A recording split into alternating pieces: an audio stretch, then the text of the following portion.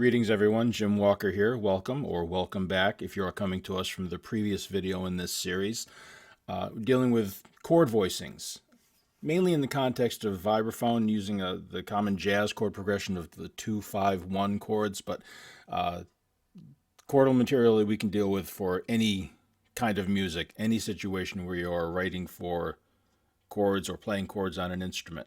In the first video, we were just laying some groundwork, explaining some basic techniques for building chords and for moving smoothly between one chord and another. So if you're discovering this video first and you're not that familiar with the topic, there's going to be a link in the description heading back to that first video. I welcome you to check it out and see if that answers any of your questions.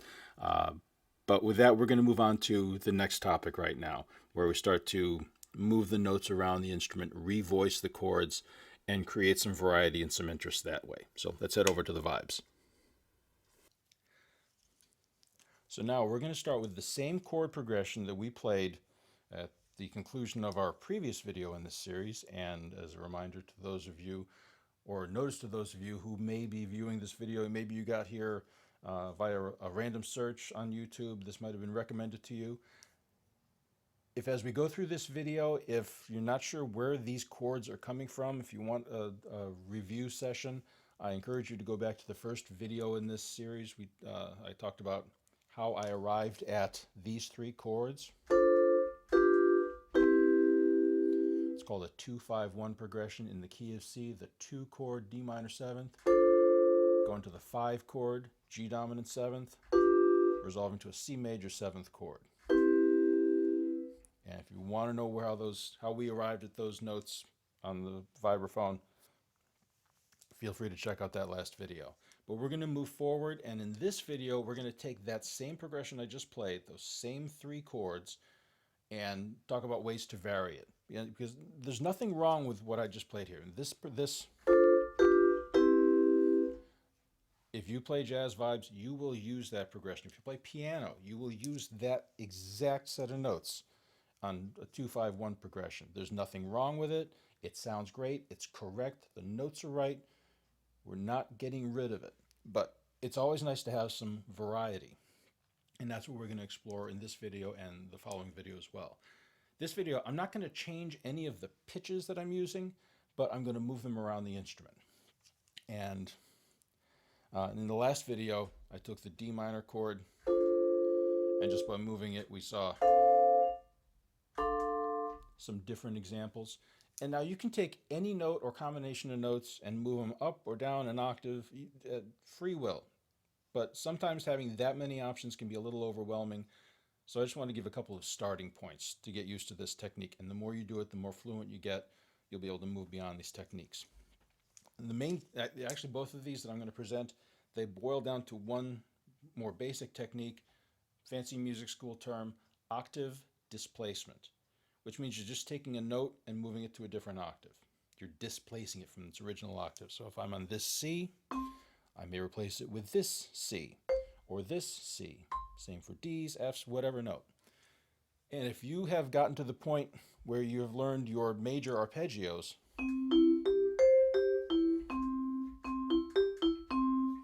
if you haven't gotten to this next step, you will in very short order, which is to learn your inversions of a chord. To invert something is to turn it over. And we're going to do that. I'm going to illustrate it with this C triad first, just 3 notes. Essentially what I'm going to do is I'm starting right now in what's called root position.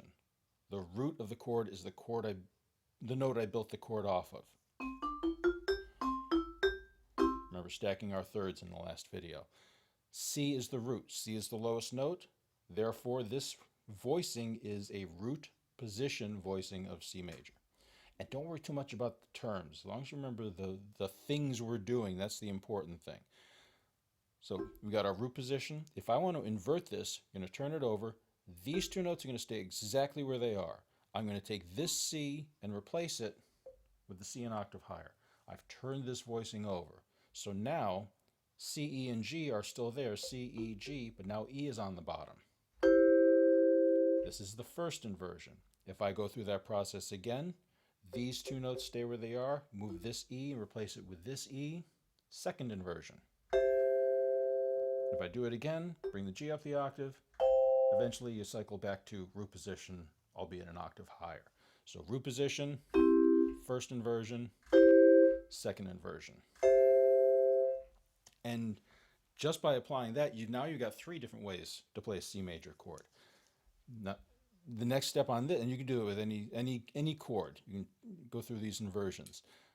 But the next step is to incorporate the 4th note, because remember we played a C major 7th chord, we had a B up top here. We have 4 different pitches, which means now we're going to have the root position, C is the bottom note, but now 3 inversions. So now I move up the C, first inversion, move up the E, second inversion, move up the G, third inversion, and then I end up back on root position. So 4 notes, 3 inversions plus the root position. And you can do this again with an individual chord, but we can also apply it to our 2-5-1 progression. Now when we started out, actually I didn't use the word inversion in the first video, but we used one already. And the purpose is not to be able to look at a set of notes and at the drop of a hat and pop quiz say what inversion is that chord. It's good to know that, to be able to figure that out, but the more important thing is being able to recognize that that's a C major chord, that's a C major chord. Get used to visualizing and being able to access the chords in these different arrangement of notes. But if we take that second chord, the G7 chord, we're already using an inversion. Root position would be G, B, D, F. We've got the D in the bottom.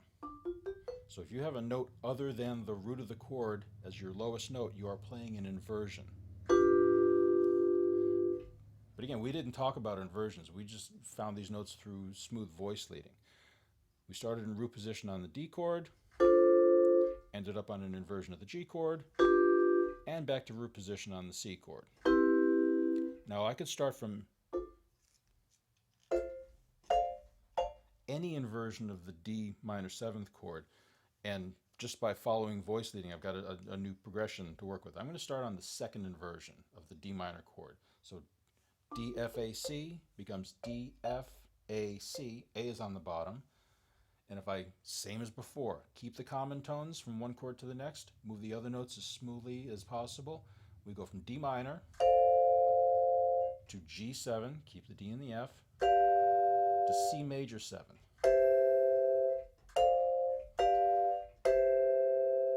So now we have a second way to play that 2-5-1 progression, and just by using inversions. Now we have one more technique that incorporates inversions, and this one is, I think it's a little bit more interesting. We're going to start with the same progression we had before, and we're going to apply a technique known as drop 2. Now to drop in this context means to lower a note by 1 octave. 2 refers to the second note from the top of the voicing. So this will be number 1, 2, 3, 4. Has nothing to do with numbering the mallets. That's a different thing. So 1, 2, 3, 4. So the second note from the top, in this case the A, is going to be replaced by this A down here. The other 3 notes stay exactly where they are. We're going to open up this voicing.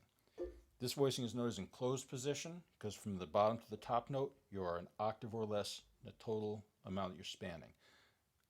When we drop this A, we're going to a more open position. The whole voicing extends beyond an octave. It's just a different sound to the chord. So closed position, drop the 2,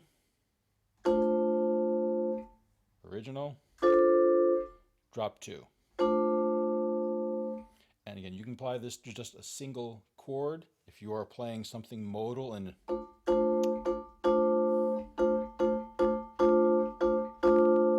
you're just staying on D minor for 8 measures or 16 measures, you can use this voicing.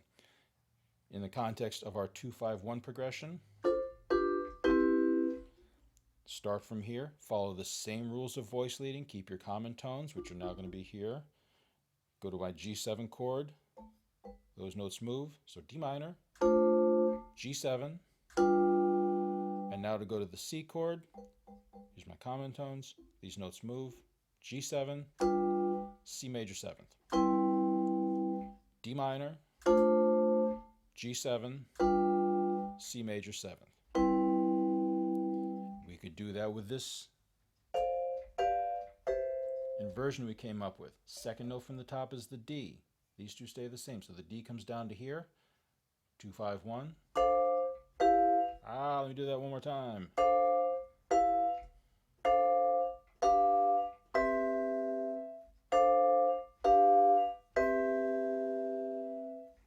So now we're starting to expand our options, and you can use other techniques. I've heard shorthands of drop two and four.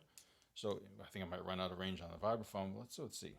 2 and 4, 2 and 4. Yeah, I'm going to run out of D. If I start from here, 2 and 4, 2, second from the top, fourth from the top, move the D and the A down, I end up with this. Excuse me. There's skip 2, which is raising the note up an octave, skip 2 and 4. But basically, you can take any note or combination of notes and move them up or down the octave. It's just nice to have a simpler starting point. So this is taking the same pitches and just by rearranging them, coming up with different voicings. So if you move kind of quickly through here, if you have any questions, need any further clarification of what I talked about here, please hit me up in the comment section. We got one more video to go in this series, and in that video we're going to start replacing pitches with other pitches. It's the third method of varying our voicings. So if you want to know when that video comes out, when it does come out, I will add a link to the description of my first 2 videos, but I will also invite you to hit that bell, that subscription bell, to let you know when I add new videos to my page. So when those videos come out, if you click on that, you'll get a notification. So I will close up this portion of the video. Thanks for your time and attention, and I invite you to view the final video of the segment once it's up on the site for viewing. Thanks again.